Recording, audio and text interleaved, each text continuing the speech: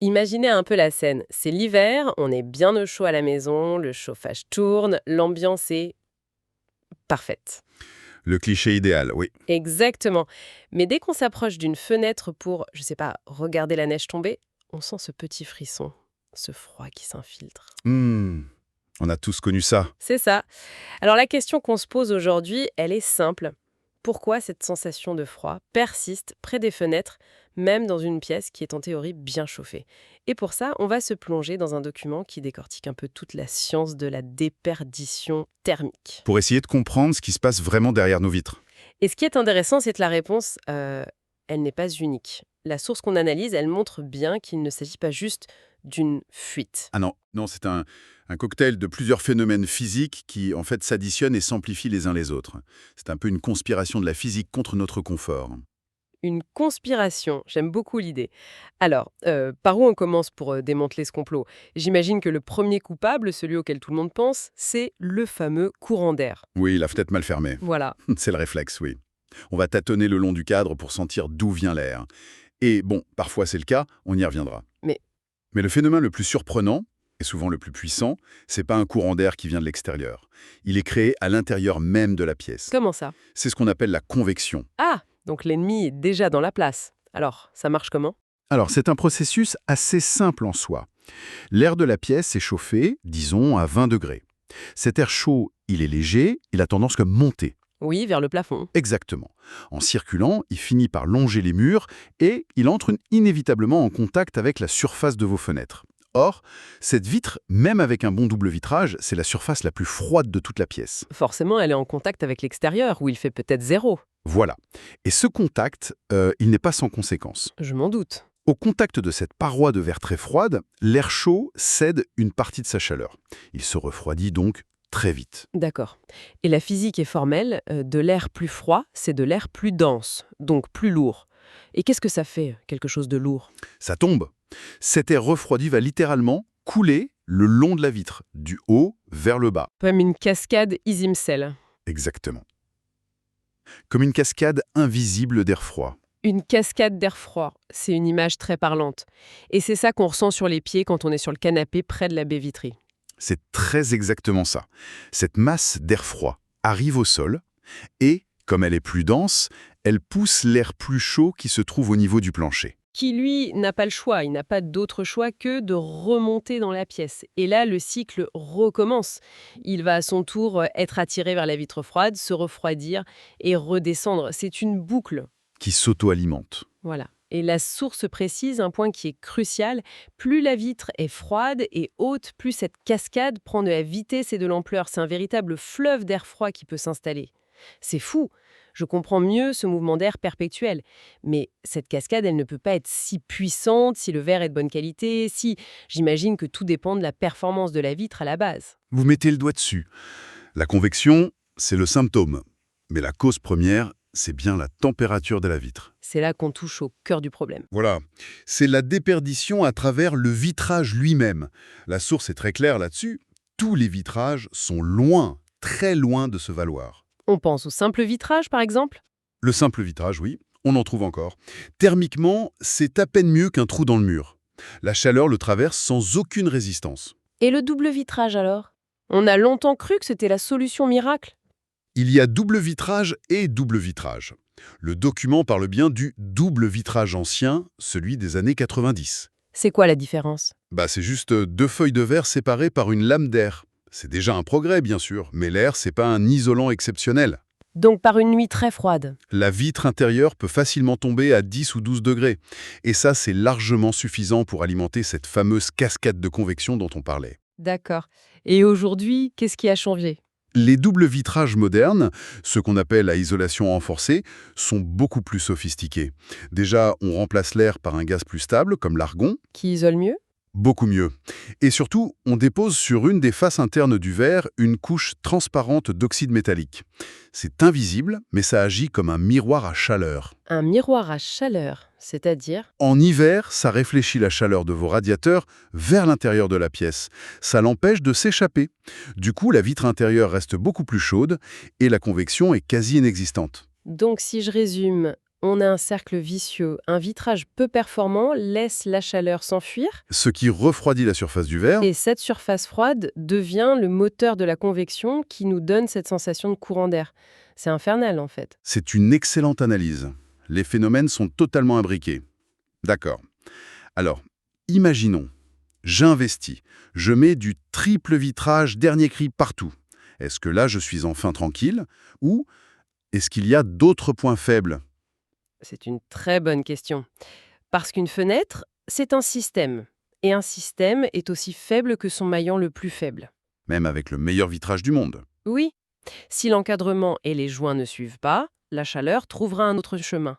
C'est ce que la source appelle les ponts thermiques. Un pont thermique. C'est une sorte d'autoroute pour que le froid entre et que la chaleur sorte. C'est exactement l'image. C'est une rupture dans la barrière isolante. Et sur une fenêtre, il y en a plusieurs. Comme les joints, par exemple. Le plus évident, oui. Ces bandes de caoutchouc qui font le tour des ouvrants. Avec le temps, le soleil, le gel, ils durcissent, ils se craquellent, ils se rétractent. Et un tout petit trou suffit. 1 millimètre de jeu. Et ça laisse passer un filet d'air glacial en continu. C'est le genre de truc qu'on remarque jamais, jusqu'au jour où on passe la main et on sent ce petit souffle froid. Celui qui fait vérifier 10 fois si la fenêtre est bien verrouillée, je vois très bien. Et à part les joints, Il y a la jonction entre le cadre de la fenêtre et le mur. Une installation mal faite peut laisser des micro-fissures. Mais le plus intéressant, c'est le matériau du cadre lui-même. ah oui, le document cite un exemple très parlant, les anciens cadres en aluminium. Attendez, ça me surprend. L'aluminium, pour moi, c'est un matériau de qualité, moderne, durable. C'est un excellent matériau pour la durabilité, c'est vrai. Mais c'est un métal. Et comme tous les métaux, il conduit la chaleur. À merveille. Ou le froid dans ce cas. Exactement. Pensez à une cuillère en métal dans une tasse de thé chaud. Le manche devient vite brûlant. D'accord, je vois le principe. Bah là c'est pareil, un ancien cadre en alu, c'est une seule pièce de métal qui va de l'extérieur à l'intérieur. Le froid glacial de l'extérieur voyage à travers le métal et refroidit toute la surface du cadre chez vous. C'est un pont thermique géant, en fait. Voilà. C'est pour ça que les cadres en alu modernes ont ce qu'on appelle une rupture de pont thermique. C'est quoi ça? Au milieu du profilé, on insère une barrette en matériau isolant, souvent du plastique. Et ça vient couper ce pont. Le froid s'arrête à cette barrière et ne traverse plus. Et est-ce que c'est pour ça qu'on voit parfois de la condensation ou même de la moisissure se former sur les cadres des fenêtres en hiver? C'est un excellent indice, oui. C'est le signe d'un pont thermique. L'air chaud et humide de la pièce, en touchant ce cadre glacé, se condense. Ça fait des gouttelettes d'eau. Et si ça se répète, l'humidité s'installe? Et les moisissures peuvent apparaître. C'est la signature d'un point froid. C'est fou. Donc on a les courants d'air intérieur, la qualité du verre, les fuites par le cadre. On a l'impression d'avoir fait le tour. Et pourtant, Pourtant, j'ai le sentiment qu'il manque quelque chose. Parce que parfois, même sans sentir le moindre courant d'air, juste en s'asseyant près d'une grande fenêtre, on a froid. C'est une sensation différente, plus diffuse. vous touchez au 4e et dernier mécanisme. Et c'est le plus subtil et le plus contre-intuitif de tous. Ah, Le rayonnement. le rayonnement. Oui. Ça veut dire que la fenêtre émet du froid. C'est une bonne façon de l'imager, oui. Même si physiquement c'est un peu différent, en fait, il faut voir notre corps comme un petit radiateur réglé à 37 degrés. D'accord. Il émet en permanence de la chaleur sous forme des rayons infrarouges. Dans une pièce normale où les murs sont à 20 degrés, cet échange est équilibré. On perd un peu de chaleur, mais les murs nous en renvoient. On se sent bien. Mais près d'une fenêtre froide, j'imagine que l'équilibre est rompu. Totalement. Imaginez que la surface de votre vitre soit à 5 degrés. Votre corps, lui, à 37, va se mettre à rayonner massivement sa chaleur en direction de cette grande surface froide. Et la fenêtre, elle, ne renvoie rien. Ou quasiment rien. Du coup, votre peau perd de la chaleur bien plus vite qu'elle n'en produit. Et c'est cette perte nette, ce déficit, que votre cerveau interprète comme une sensation de froid intense. Attendez une seconde. Si je comprends bien, le problème n'est pas seulement que le froid rentre, mais que c'est ma propre chaleur corporelle qui sort activement de mon corps pour aller vers la fenêtre. C'est ça. Mais c'est complètement dingue. On imagine toujours le froid comme quelque chose qui nous attaque, pas notre chaleur qui nous abandonne. C'est exactement ça. Et c'est pour ça que c'est si perturbant. La source utilise le terme technique d'effet de paroi froide. Notre corps ne ressent pas que la température de l'air. Il ressent la température moyenne de toutes les surfaces autour. Et une grande baie vitrée froide fait chuter cette moyenne. De façon drastique. Le thermostat peut afficher 21 degrés, mais si votre corps se vide de sa chaleur vers la fenêtre, vous aurez l'impression qu'il fait 15. C'est physique.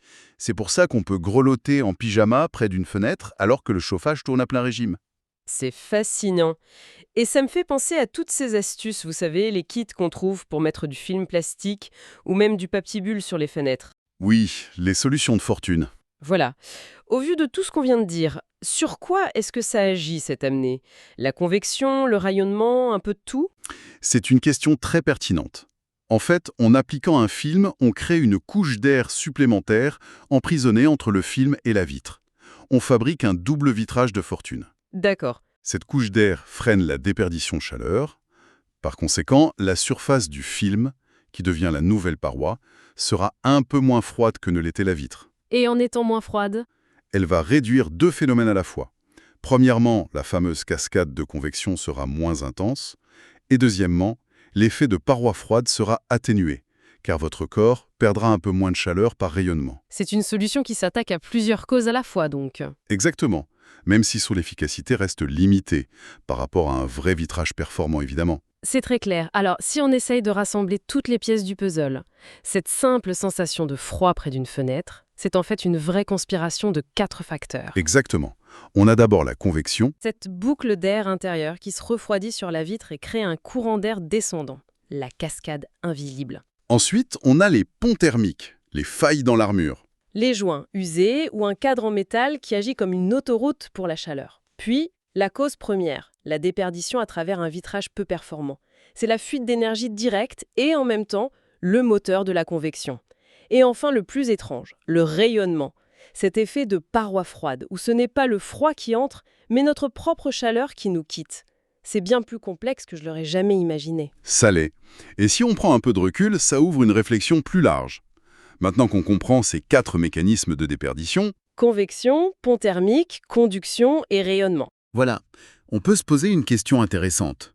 On peut se demander comment l'architecture et les matériaux d'aujourd'hui ne cherchent plus seulement à isoler, mais à contrer activement chacun de ces points, et de manière bien plus subtile que la simple amélioration du vitrage lui-même.